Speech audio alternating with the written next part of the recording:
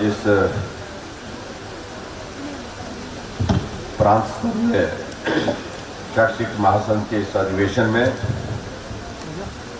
हमारे बीच में बहुत ही जुझारू ओजस्वी वक्ता हिमाचल प्रदेश सरकार में शिक्षा मंत्री आदरणीय श्री गोविंद सिंह ठाकुर जी, हमारे इस बल्ह विधानसभा क्षेत्र में विधायक के नाते अपनी भूमिका निभा रहे लोकप्रिय विधायक श्री इंद्र सिंह गांधी जी, हमारे बीच में जोगिंद्रनगर क्षेत्र के हमारे लोकप्रिय विधायक श्री प्रकाश राणा जी, निदेशक शिक्षा श्री अमरजीत जी,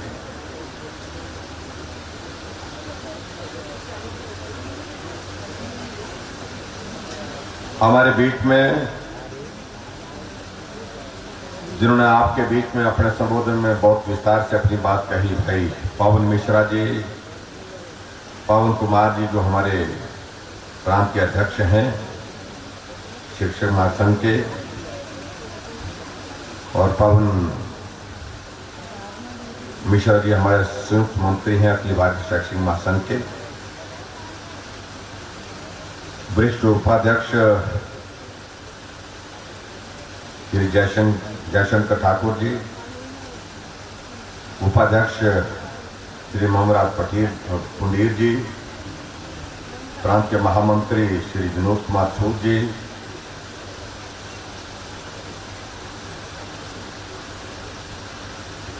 श्री सुधीर गौतम जी, और यहाँ से हमारे मंडी से जिला के हमारे अध्यक्ष, जिला परिषद के अध्यक्ष पाल वर्मा जी,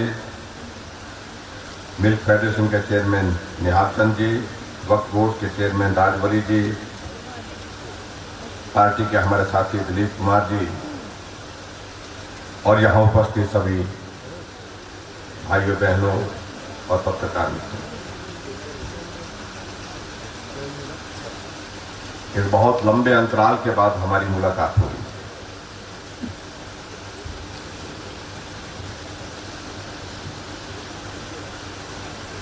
जब भी मैं हिमाचल प्रदेश के विभिन्न क्षेत्रों के प्रवास पर जाता हूं, कहीं ना कहीं किसी न किसी रूप में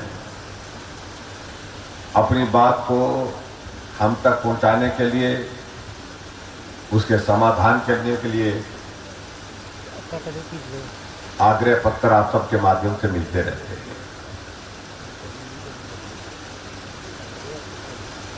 जितने भी हमारे शिक्षा के क्षेत्र में यहाँ पर आप सब लोग काम कर रहे हैं, लेकिन आज सामूहिक रूप से बहुत लंबे अंतराल के बाद इस प्रकार से बैठ करके बात करने का यह अवसर प्राप्त हुआ। उसके लिए मैं आज के इस आयोजन के लिए जो प्रांत की हमारी जो सारी यहाँ पर टोली टीम यहाँ पर बैठी है, उन सबको बहुत बहुत धन्यवाद करता हूँ, सबका आभार व्यक्त करता हूँ। एक विचित्र परिस्थिति के दौर में से गुजर रहे हैं हम सब लोग।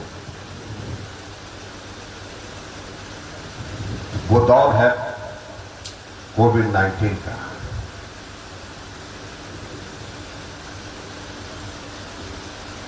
और इस दौर में कोई भी व्यक्ति प्रभावित हुए बिना नहीं रहा।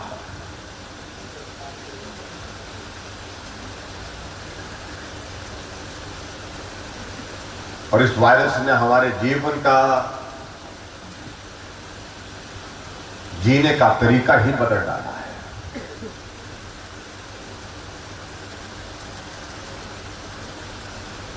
और स्वाभाविक रूप से सब लोग उस परेशानी के दौर में गुजर करके इससे निजात की उम्मीद करते हैं,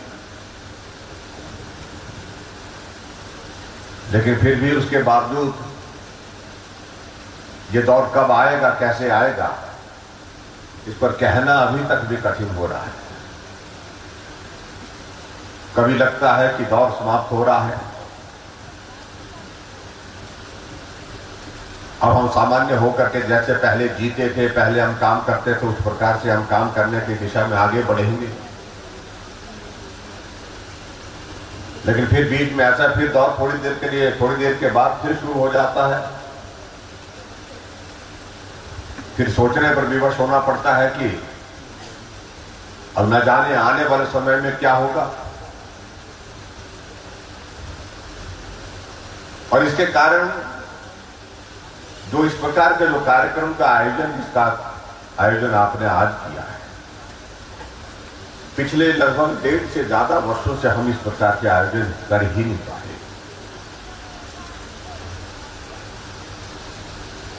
जहां सामूहिक रूप से बैठ करके बात करें, चिंतन करें, हम आगे कैसे बढ़ सकते हैं, समस्या का समाधान का रास्ता क्या निकल सकता है, उन सारी बातों में।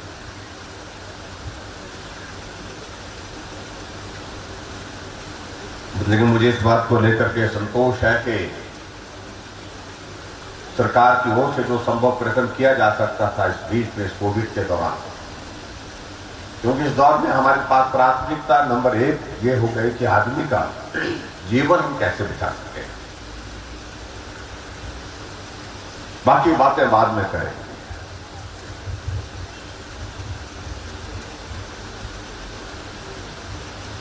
प्रयत्न तो हमने ईमानदारी से यह किया कि हिमाचल प्रदेश में किसी एक व्यक्ति का जीवन भी संकट में नहीं पड़ना चाहिए, लेकिन फिर भी उसके बावजूद परिस्थितियां इस प्रकार की नहीं रही। संकट आया, बड़ा संकट आया। और मैं इस बात को भी मैं कहता हूं कई बार, क्या आज से पहले बाकी मुख्यमंत्री का सौभाग्य रहा कि उनको सामान्य परिस्थितियों में काम करने का अवसर प्राप्त हुआ।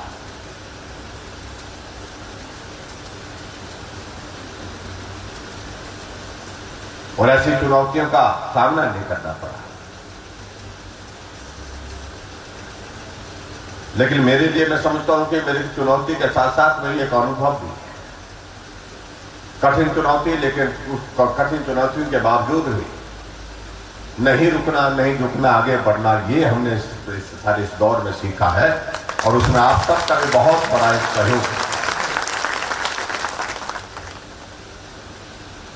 विचित्र परिस्थिति हमारे सामने थी कि बच्चे स्कूल नहीं जा सकते हैं।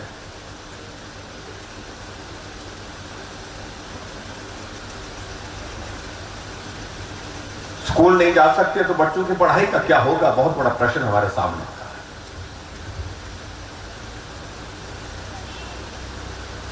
लेकिन मैं इस युग के लिए, इस बात के लिए भी आदरणीय प्रधानमंत्री नरेंद्र भाई मोदी जी को इस बात के लिए बधाई देना चाहूंगा कि टेक्नोलॉजी के बारे में हमेशा प्रधानमंत्री जी कहते रहते थे। 2014 में जब पहली बार प्रधानमंत्री बने तो उस वक्त उन्होंने कहा था कि डिजिटल इंडिया का मतलब टेक्नोलॉजी के साथ कनेक्ट होने की हमको आदत डालनी पड़ेगी। अगर दुनिया के साथ हमको आने वाले समय में चल करके सामना करना है, मुकाबला करना है, तो हमको टेक्नोलॉजी का उपयोग करना होगा। और इस वायरस की वजह से ऐसी परिस्थिति बनी जब हम मिल नहीं सकते थे, स्कूल में पढ़ाने के लिए आप लोग नहीं जा सकते थे, स्कूल में पढ़ने के लिए बच्चे नहीं आ सकते थे, तो टेक्नोलॉजी एकमात्र माध्यम रह गया जिस माध्यम का आप लोगों ने, हम सब लोगों ने उपयोग किया। और मुझे इस बात की प्रसन्नता है कि उस लक्ष्य को तो हम हासिल नहीं कर सकते थे जो हमारी एक्चुअल क्लासेस होती थी, एक्चुअल हमारा पढ़ाई का कार्यक्रम होता था। लेकिन फिर भी उसके बावजूद वर्चुअल क्लासेस के माध्यम से हमने उस क्रम को टूटने नहीं दिया, बच्चों का भविष्य बिल्कुल बर्बाद नहीं होने दिया। जितना किया जा सकता था वो करने के लिए जो कोशिश की, उसके लिए मैं आप सबको बहुत बहुत बधाई देता हूं। कठिन काम था, नया अनुभव था, आपके लिए भी नया, बच्चों के लिए भी नया, सबके लिए नया। लेकिन परिस्थिति इस प्रकार की थी, उसके बाद हमारे पास रास्ता कोई था नहीं। यहां गोविंद ठाकुर जी ने बहुत विस्तार से सारी बातों का जिक्र किया कि किस प्रकार से हमने वर्चुअल क्लासेस के माध्यम से बच्चों की पढ़ाई को आगे बढ़ाने का प्रयत्न किया।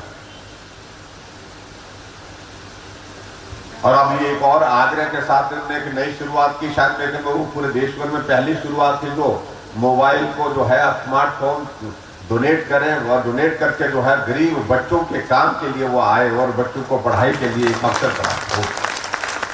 क्यों हम इस भारत में कल्पना नहीं कर सकते, ना ही इस प्रदेश में कर सकते हैं कि सभी बच्चों के पास एंड्रॉइड फोन होगा, स्मार्टफोन, संभव ही है। और इसके लिए मुझे बधाई देनी है आप सबको। टीचर्स ने भी बहुत बड़ा कॉन्ट्रीब्यूट किया, बहुत सारे लोगों ने। और मुझे जो जानकारी बताई गई कि हम लगभग 2500 से ज्यादा हम मोबाइल अभी तक जो है वितरित कर चुके हैं, जिसके कारण बच्चों के लिए, गरीब बच्चों के लिए पढ़ाई का एक जरिया बन सकता है। शिक्षकों की बहुत महत्वपूर्ण भूमिका है समाज में, जीवन में, राष्ट्र निर्माण में, दो राय नहीं। इसलिए हमेशा इसी बात को कहा जाता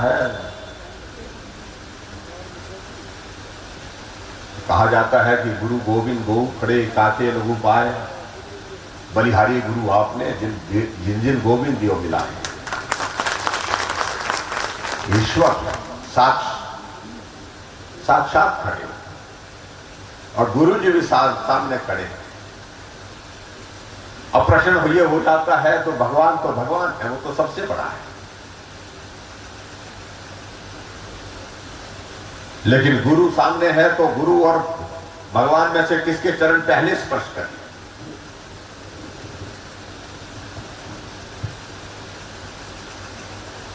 तो विषय यह आता है कि ईश्वर के दर्शन करने के लिए भी अगर हमने कहीं से शिक्षा, मार्ग कहीं से हासिल किया, वो भी गुरु जी की वजह से किया। इसलिए गुरु पहले और उसके बाद ईश्वर। ये एक भाव है। इस भाव के अनुरूप हमारा व्यवहार हो, इस भाव के अनुरूप हमारे कार्य हो, ये महत्वपूर्ण है, ये बहुत आवश्यक है।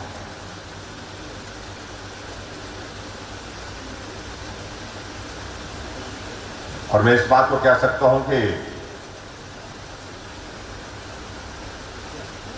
राष्ट्र निर्माण में अगर सबसे महत्वपूर्ण अगर भूमिका किसी की है, वो हमारे गुरुजन की होती है, सबसे महत्वपूर्ण। कोई भी आदमी दुनिया के लिए कितना बड़ा भी कंट्रीब्यूशन देगा, लेकिन मूल रूप से एक वो छात्र होकर के गुरु के माध्यम से सीख करके ही आगे बढ़ा है।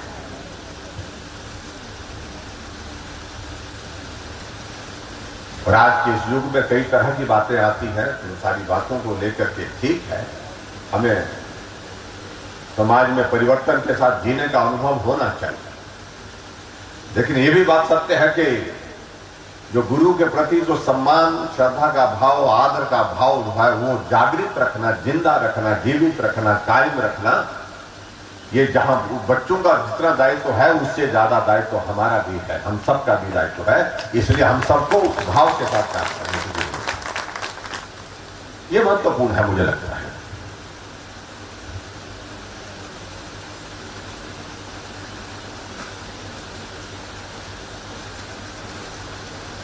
हिमाचल प्रदेश सरकार ने इस संकट के दौरान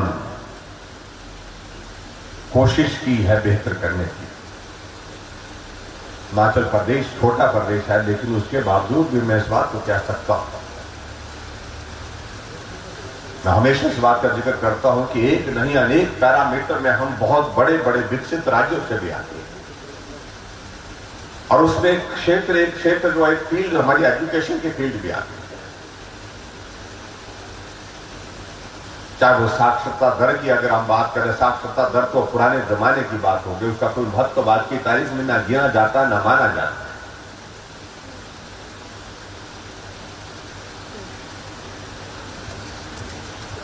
लेकिन शिक्षा का स्तर ऊंचा होना चाहिए। उस दृष्टि से हिमाचल प्रदेश में सरकार की ओर से सतत प्रयास हुए हैं, हमारी सरकार के माध्यम से भी प्रकट हुए हैं प्रयास।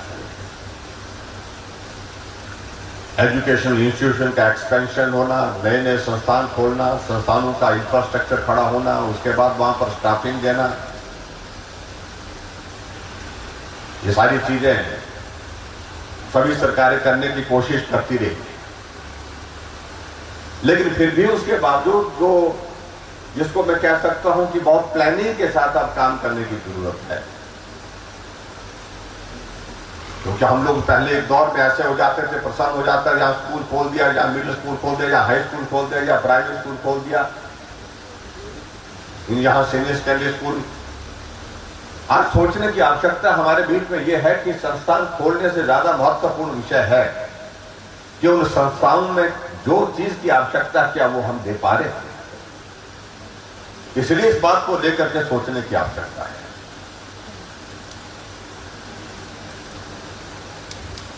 ठीक है, एक्सपेंशन होना वो भी लाजमी है, बहुत आवश्यक है। एक्सपेंशन होगा तो स्वाभाविक रूप से हमारे जो नौजवानों के लिए रोजगार के माध्यम में काम करने के अवसर मिले। लेकिन क्वालिटी एजुकेशन वो ज्यादा महत्व का विषय आज की तारीख में दुनिया और देश के सामने बनता जा रहा है। वो मुझे लगता है कि सोचने का विषय है। अब हमारे सामने भी इसी तरह का विषय है। पढ़ाई वो ठीक है, इसका एक रोल है, लेकिन उससे ज्यादा महत्वपूर्ण क्वालिटी एजुकेशन पर हमको फोकस होकर के काम करने की जरूरत है। उस दृष्टि से एक नहीं अनेक कार्यक्रम हमारी सरकार के माध्यम से, प्रदेश और केंद्र सरकार के माध्यम से चल रहे हैं, और मुझे इस बात की प्रसन्नता है कि हिमाचल उस दृष्टि से बेहतर करने की कोशिश कर रहा है और बेहतर किया भी है। सरकारी नौकरियां देना, नौकरियों के साथ साथ में कुछ को लाभ देना, कुछ को पक्का करना, कुछ को, ये सारी चीजों का ये दौर चलता रहता है।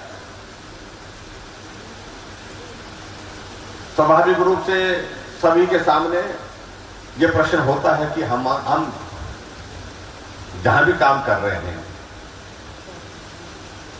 हमारे संसाधन अगर बढ़ेंगे, हमारे कुछ सम्मान बढ़ेंगे, उस दृष्टि से हम बेहतर काम करने की परिस्थिति में पाएंगे।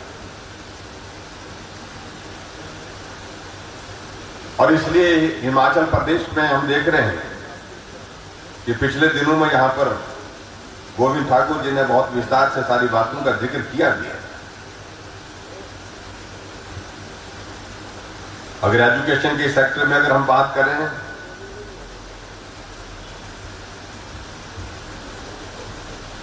जो अपॉइंटमेंट की है, चाहे वो एलिमेंट्री में की है, हमने जो हायर एजुकेशन में की है 8557, प्रमोशन के माध्यम से जिन लोगों को लाभ मिलना चाहिए था वो भी दोनों एलिमेंट्री और हायर एजुकेशन में 6848, और ऐसे लोग जिनको रेगुलर होना था उसमें भी दोनों हमारे एलिमेंट्री और हायर एजुकेशन में 16,060 लोगों को रेगुलर किया गया। अगर हम टोटल अगर हम कहें इसमें, अगर बेनिफिशियरी किसी न किसी रूप में, किसी का प्रमोशन हुआ, किसी का रेगुलेशन हुआ, किसी को जो है वो किसी की अपॉइंटमेंट हुई, तो वो नंबर हमारा काफी एक साइजेबल नंबर बनता है 31,465, 31,465। मैं आज मैं कुछ लोगों को देख रहा था, जो स्पीच दे रहे थे कि ये नहीं हुआ, वो नहीं हुआ। मैं ये कहना चाहता हूं कि अगर ये कोविड का दौर बीच में नहीं आया होता तो शायद परिस्थिति अलग तरह की होती,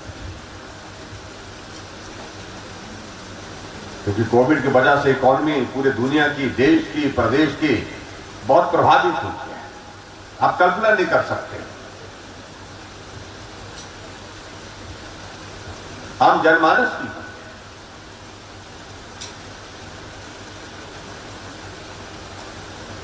और उसी तरह से मैं देख रहा था रेगुलराइजेशन जो हमारे पीटी और पैरा टीचर्स की, जो अगर वो कॉन्ट्रैक्ट टीचर की, अगर इन तीनों की कैटेगरीज को हम देखें,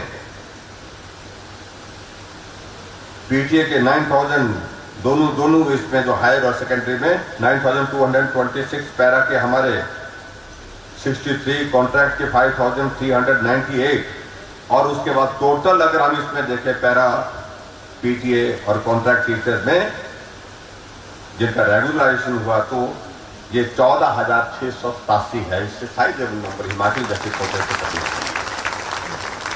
और छोटे प्रदेश के साथ साथ में मैं ये कहना चाहता हूं कि इतने बड़े कोविड के संकट के बावजूद भी हम काम करते रहे, काम करने के प्रयत्न किए।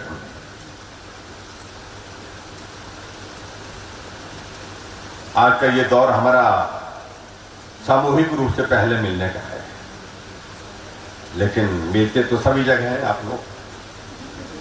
कोई कार्यक्रम ऐसा नहीं होता जहां आपका पक्कर नहीं मिलता।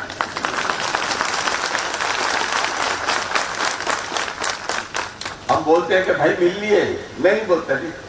पता नहीं हमारे प्रोग्राम की सूचना कहां से लेते हैं आप लोग। अगर मैं बिना सूचना के भी प्रदेश में जाऊं, कहीं जाऊं तो एसएमसी वाले मिल जाएंगे, पीडी वाले मिल जाएंगे, दूसरे मिल जाएंगे, तीसरे मिल जाएंगे, सब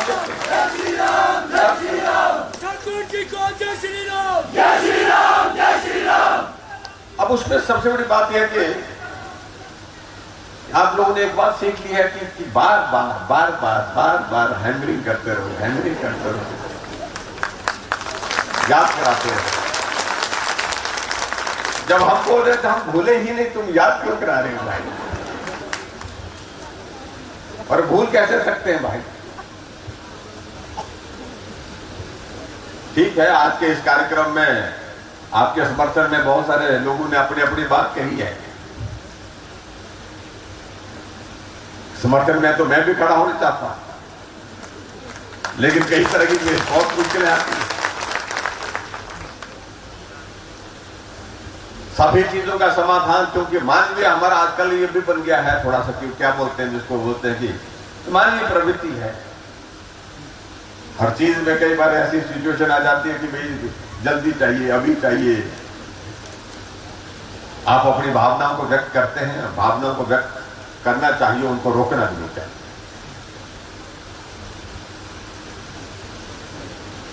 लेकिन उसके बावजूद सामने वाले की परिस्थितियां, व्यवस्थाएं, वो भी सारी चीजों को समझना पड़ता है कई बार।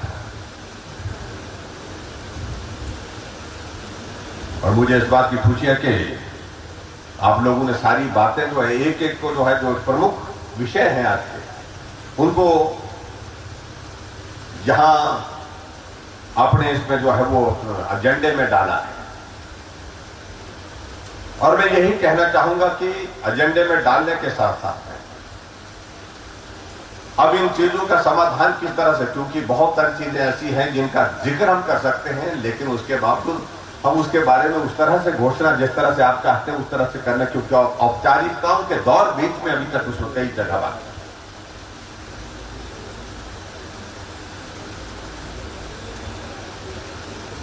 हमारे एसएमसी वाले सारे मिले, कहा कि हमारा करो, हमारा तो हमको तो निकाल दिया। हमने कहा मत डरिए, निकलने नहीं देंगे। हमने हाई कोर्ट में पक्ष रखा, हाई कोर्ट हमारे साथ में खड़ा नहीं। हमने कहा कि सुप्रीम कोर्ट चलिए, सुप्रीम कोर्ट में सरकार आपके साथ खड़ी हो, और हमने सुप्रीम कोर्ट में खड़े होकर के मदद करने के लिए जो बेस्ट पॉसिबल किया जा सकता था वो करने की कोशिश, और उसमें आगे बढ़े और सही दिशा में आगे बढ़ करके हम एक स्थिति में पहुंचे। ठीक है, सुप्रीम कोर्ट ने अपनी बात कही कि भाई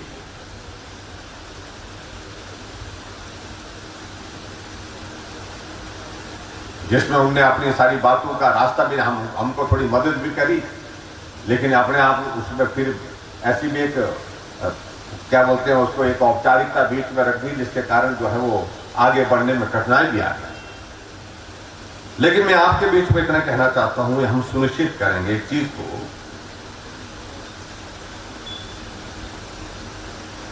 कि सुप्रीम कोर्ट के उन सारी चीजों का सम्मान करते हुए हम आगे बढ़ने के हम प्रयत्न करेंगे।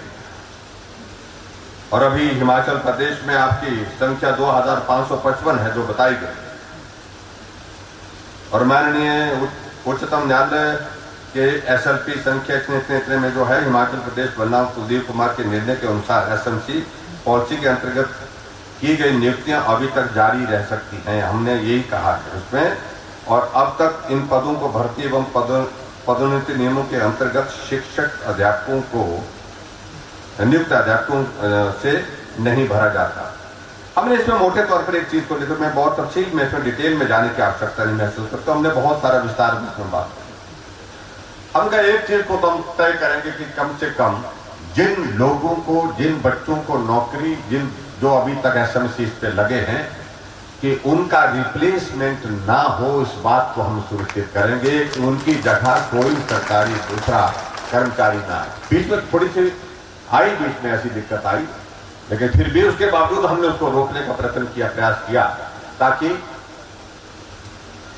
किसी को अगर एसएमसी के तहत जहां लगाया गया है उसकी रिप्लेसमेंट ना हो, उसको वहां से हटाया ना जाए। इस बात को हम सुनिश्चित करने के लिए हमने प्रयत्न किए हैं, और प्रयत्न करने के साथ साथ में हमने उसमें जो है आगे बढ़ करके जो है उसमें जो है वो निर्देश भी दिए, ताकि आप लोगों के भविष्य पर जो है इस प्रकार का संकट एकदम अचानक ना आ जाए। तो इस बात को हमने सुनिश्चित करने का हमने कोशिश की है। अब जहां तक बात आ रही है कि इसमें पीटीए और पैट के मामले की तरह जो है इस पर निर्णय लिया जाए, वो सारी औपचारिकताओं का दौर हमारा जो है विचाराधीन है। चीजें आगे बढ़ी हैं, उसमें क्या हो सकता है, कैसे हो सकता है, क्योंकि जो भी निर्णय हमको करना है वो निर्णय करना है जिसमें आपके लिए फिर उसके बाद कोई कठिनाई ना रहे। इसलिए औपचारिकताओं का दौर पूरा करने के बाद आगे बढ़ने की दिशा में हम प्रयत्न करेंगे, बैठेंगे, बैठ करके जो भी उसका रास्ता निकलता है उस रास्ते के माध्यम से आप सबका उज्जवल भविष्य हो, उस बात को सुनिश्चित करने की कोशिश करेंगे।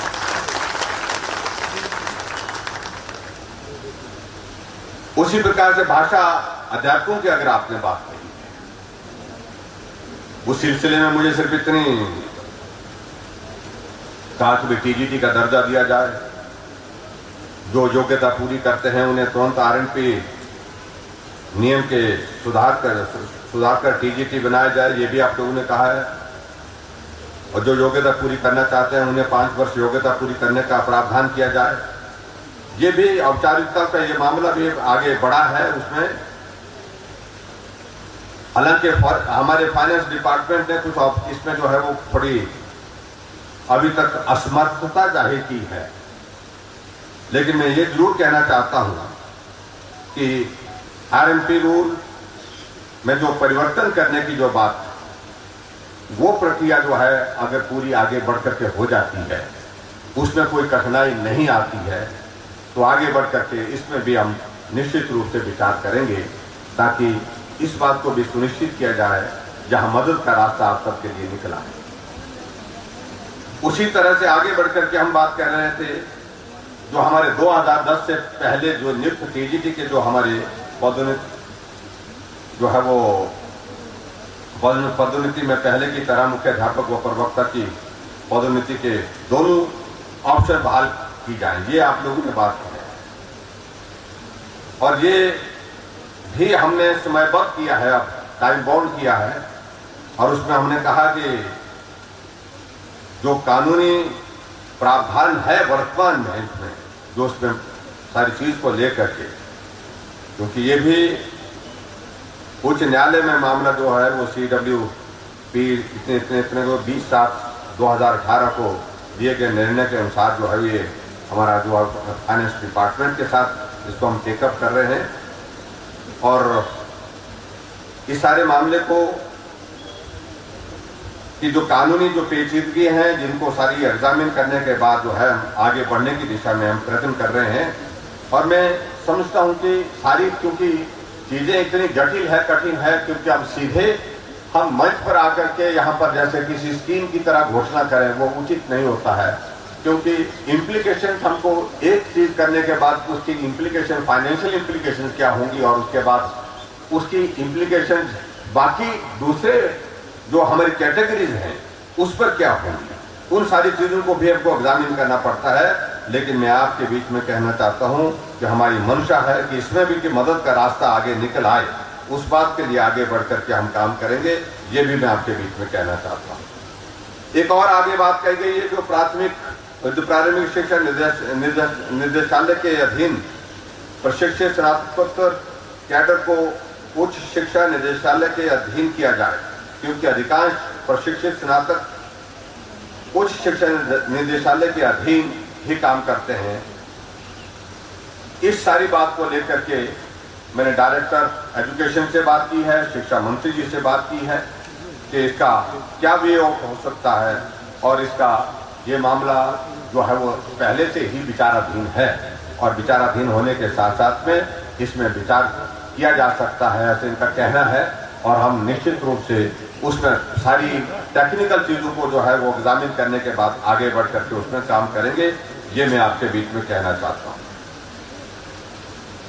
देखिए, आपकी यह बात, ये जो बड़ा कठिन काम है जो पूरे देश भर में मांग आप लोग कर देते हैं, लेकिन हमारी हालत कैसी है ये आप देखते हैं। 1 जनवरी 2004 से जो पूर्व पेंशन जो है ओपीएस की बात करते हैं, जो आप लोग वो सारी बात का आप जिक्र तो करते हैं, लेकिन ये पूरे देश भर में अब एनपीएस शुरू हो गई। एकमात्र स्टेट रह गया वेस्ट बंगाल का, इसके अलावा कोई राज्य नहीं रह गया। तो न्यू पेंशन स्कीम को अब पूरे देश ने स्वीकार किया है और इसकी फाइनेंशियल इम्प्लीकेशन मैं देख रहा था, वो हजारों करोड़ रुपए की होंगी। अगर हम इसको कहें कि वर्तमान परिस्थिति में जिस दौर में से हम गुजर रहे हैं वो सरल नहीं है, वो बहुत कठिन है। तो ऐसी परिस्थिति में फिलहाल इस पर तो विचार करने की बहुत ज्यादा गुंजाइश नहीं बन पा रही। और आगे जो बात आपने कही है जेबीटी और सीएनबी की अध्यापकों की नियुक्ति जिला स्तर पर होती है, उनकी ट्रांसफर में लगी शर्त जो है वो 3 वर्ष की जाए। ये इसके लिए भी मैं एक ही बात कह सकता हूं कि एक तरीका इसमें निकालना चाहिए, क्योंकि 13 वर्ष का कार्यकाल बहुत लंबा ज्यादा होता है और दूसरे जिले में जाने के बाद उसको अपने जिले में अगर आना हो तो बहुत कठिनाई होती है। क्या म्यूचुअल के माध्यम से संभव हो सकता है? क्या उसका और औपचारिकताओं का कुछ करने का होगा? तो उसमें भी हम विचार करके जो है क्या कर सकते हैं, इस सारी चीज को निश्चित रूप से आगे बढ़ेंगे और इसमें सहानुभूतिपूर्वक विचार करके रास्ता निकालने का प्रयत्न करेंगे, प्रयास करेंगे। इसी तरह से आगे 2016 के बाद प्रधानाचार्य व मुख्य अध्यापक पद की पदोन्नति का जो विषय है, और ये मामला शायद मुझे बता रहे थे माननीय शिक्षा मंत्री जी और डायरेक्टर एजुकेशन बता रहे थे कि कल ही मामला जो है ये सुप्रीम कोर्ट से आया है। उस निर्णय को एग्जामिन करेंगे और एग्जामिन करने के बाद जो है उसमें क्या कर सकते हैं, क्योंकि अभी तक पूरी वो कोर्ट की जो है वो जजमेंट जो है पूरी अध्ययन नहीं की गई है। उसको भी अब तुरंत जल्दी से जल्दी ये प्रयत्न करेंगे ताकि हम इस सारी चीज का समाधान करने की दिशा में आगे बढ़ सकें। और उसी तरह से 2012 से पूर्व जेबीटी से पदोन्नत हुए एफ3 को पदोन्नति वेतन वृद्धि दी जाए, क्योंकि 2012 से बाद पदोन्नत हुए एफ3 को जो नहीं मिल रही है, को ये मिल रही है शायद, ऐसा आपका कहना है। और इस बारे में भी शिक्षा मंत्री जी ने जो है वो अपने अधिकारियों के साथ बैठक की है और बैठक करने के बाद कुछ उसमें चर्चा होने के बाद में जो है कुछ चीजें उसमें आगे बढ़ी हैं। मामला विचाराधीन है और इसमें भी आगे बढ़ करके जो क्या किया जा सकता है उस तरह से प्रयास करने की गुंजाइश जो बनेगी उसको निश्चित रूप से हम आगे बढ़ करके करेंगे। और उसी तरह से 7/7/2014 की अधिसूचना को रद्द किया जाए और 4/9/2014 की जो है वो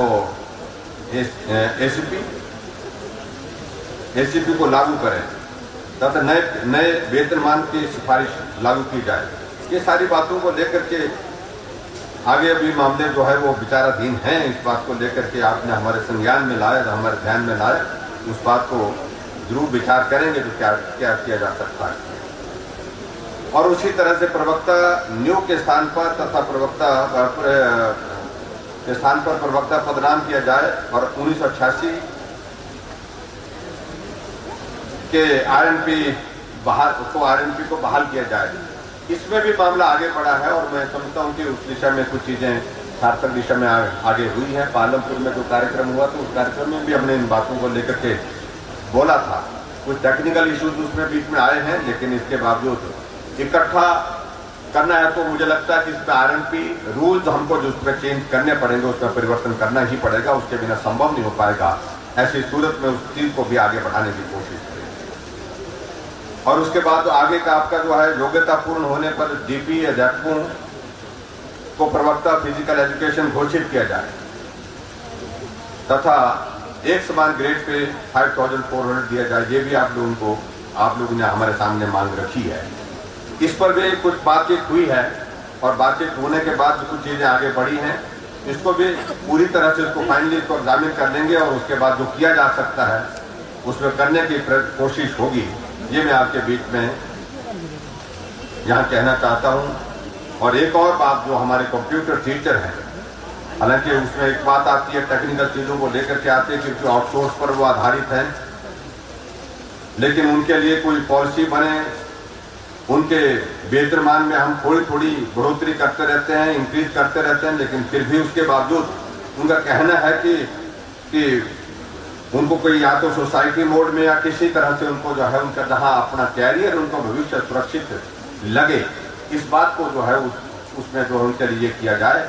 ये सारी चीज़ों को लेकर के भी हम आगे बढ़ करके काम कर रहे हैं। और मुझे इस बात को लेकर के संतोष है कि अभी तक जितने जो लगे हैं वो सब के सब उसमें से अभी काम कर रहे हैं। थोड़ी ग्रोथ उसमें हुई है, थोड़ी इंक्रीज उसमें हुई है उनके इसमें, उनके पैसे में, लेकिन फिर भी संतोषजनक नहीं। हम इस बात से मानते हैं कि अभी तक भी उसमें बहुत बड़ा संकट है। तो आने वाले समय में देखिए, मैं ये जरूर कहना चाहता हूं, जितने भी इश्यूज यहां पर हमने कहे, हम एक एक इश्यूज को, मैं चाहूंगा कि हमारे शिक्षा मंत्री जी यहां पर बैठे, अब एक एक इशू को हम थ्रेड वे जो है उसको डिस्कस करेंगे और उसमें जो टेक्निकल चीजें जो क्या क्या है उसको समय के साथ, तो समयबद्ध तरीके के साथ जो है उसका समाधान करने की कोशिश करेंगे। उनकी सबकी फाइनेंशियल इम्प्लीकेशंस क्या है, ये तो मैंने ये सारी चीजें आपने बोला कि एजेंडा जो हमारा था वो आपने पढ़ा नहीं, मैंने इसलिए पढ़ करके सुना। तो असली बात है इसमें जो करने की है, जो किया जा सकता है उसका रास्ता क्या निकल सकता है, और रास्ता निकालने के लिए मैं यही कहूंगा, शिक्षा मंत्री जी, शिक्षा सचिव, डायरेक्टर और ये सब लोग बैठ करके सभी इस तरह के जो जितने इश्यूज हमारे कर्मचारियों के हैं शिक्षा के क्षेत्र में, जिनका मैंने अभी यहां पर जिक्र किया, उसके ब्रीफ नोट के साथ डिटेल में डिस्कशन करने के लिए जो है हमारे पास आए, मैं अभिनंदन करूंगा। और उसमें आवश्यक लगता है, बीच में आवश्यक लगता है कि सब संभव नहीं हो पाते हैं, 2-3 ग्रुप को एक साथ करके, 2-3 ग्रुप को दूसरी बार करके, 2-3 ग्रुप को तीसरी बार करके, ऐसा बीच बीच में हम समय निर्धारित करके मैं अधिकारियों को भी बुलाऊंगा और आपके इनके जो प्रतिनिधि हैं उन प्रतिनिधियों को भी उसमें शामिल किया जाए, ताकि टेक्निकल चीजें उनका पक्ष सामने आए। होता क्या कि जब हम अधिकारियों के साथ बैठते हैं, अधिकारी अपना पक्ष बड़े जोर से रखते हैं, हम आपका पक्ष रखने की कोशिश करते हैं, लेकिन अधिकारियों की ओर से बात आती है, ये मुश्किल है, ये मुश्किल है, ये मुश्किल है। वो तो होता है, मुश्किलें तो होती है, लेकिन आप अपना पक्ष रखने के लिए जो प्रतिनिधि हमारे, चाहे वो एसएमसी के हैं, चाहे वो हमारी दूसरी जो हमारे कंप्यूटर टीचर वाले हैं, चाहे हमारे ये जितनी भी कैटेगरी मैंने यहाँ पर जिक्र की, सभी कैटेगरीज के उनके प्रतिनिधि, ज्यादा ग्रुप नहीं, उसमें 2-4 का लोग, जो 2-4 के जो हमारे होंगे, उनके साथ बैठ करके जो है वो सारी चीजों को, सारी टेक्निकल चीजों को भी जानते हैं, समझते हैं और एक्सप्लेन कर सकते हैं। उसके लिए मुझे लगता है कि हम छोटे ग्रुप में बैठना शुरू करेंगे। और मैं आपके बीच में ये कहना चाहता हूं कि आप सबका बहुत बड़ा सहयोग हमको मिला है, हमारी सरकार को मिला है, इतने बड़े संकट के दौरान भी मिला है, कोविड जैसी सिचुएशन में भी आपने बहुत सब्र और संयम के साथ काम किया। कोई किसी तरह काम हुआ तो भी, काम नहीं हुआ तो भी मिल करके चलने का संकल्प के साथ आप लोग काम करते रहे। इसके लिए मैं आप सबका बहुत बहुत धन्यवाद करता हूं और इस रिश्ते को और मजबूत करिए, कायम रखिए और आने वाले समय में हम सारी चुनौतियों में एक दूसरे के साथी बन सके। जहां आप सबको सहयोग की आवश्यकता वहां हम खड़े हों, जहां हम सबको आप सबके सहयोग की आवश्यकता वहां आप खड़े हों। ये मुझे लगता है कि बहुत महत्वपूर्ण है और तभी आगे बढ़ने के रास्ते निकलते हैं। कुछ कदम आप बढ़े, कुछ कदम हम बढ़ेंगे और उसके बाद जो लक्ष्य है हम सबके, आपके विषय जितने भी हमारे समक्ष जो लाए गए हैं उनका समाधान हो और उसके साथ साथ में हम लंबे समय के साथी बनकर के चलें और साथी बनकर के एक दूसरे के साथ का हित करें, मजबूती दें उसको, उस रिश्ते को। ये मुझे लगता है कि एक बहुत बेहतरीन शुरुआत आज के इस कार्यक्रम के माध्यम से हुई है और आने वाले समय में इस रिश्ते को और मजबूती के साथ हम आगे बढ़ाते हुए निकलेंगे। मैं पूरा विश्वास व्यक्त करता हूं, आप सबका सहयोग मिलेगा और हमारा भी आपको पूरा सहयोग मिलेगा।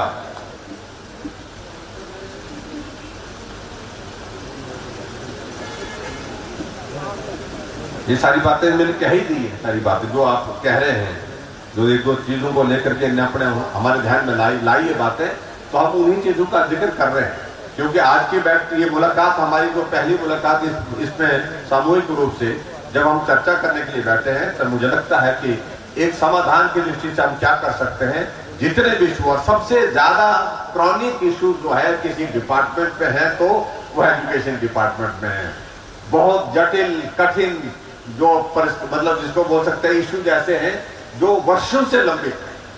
और मैंने ऐसे भी सभी मंत्रियों को इस बात के लिए आदेश दिए हैं कि सभी मंत्री अपने अपने विभागों में ऐसे जो क्रॉनिक और जटिल इशू है, लंबित है, वर्षों से है, और उनका समाधान क्या हो सकता है कि उनको आइडेंटिफाई करो और हम उसके समाधान करने के लिए चाहते हैं कि हम आगे बढ़े। और जो भी परिस्थितियां हमारे सामने होंगी, हमारी कोशिश होगी शिक्षकों का हित हो, और शिक्षकों का हित के साथ साथ समाज का हित हो, राष्ट्र का हित हो, प्रदेश का हित हो, ये हमारी प्राथमिकता है। उस प्राथमिकता को आधार मान करके हमको आगे बढ़ना है। ये आपको मैंने इतना निवेदन किया कि आप लोग जो अपनी छोटी टीमों के साथ बैठ करके चर्चा करें, और उसके बाद जो मदद सरकार की ओर से जो की जा सकती है उसके लिए मैंने मैकेनिज्म आपके बीच में रख दिया कि माननीय मंत्री जी, शिक्षा एजुकेशन सेक्रेटरी, डायरेक्टर एजुकेशन मिल करके उन सारी चीजों को एग्जामिन करें, और उसके बाद हम सभी अधिकारी के साथ बैठ करके आगे बढ़ेंगे। यही मुझे कहना है। आज के इस कार्यक्रम में आप सब उपस्थित हुए, आप सबके दर्शन करने का सौभाग्य प्राप्त हुआ।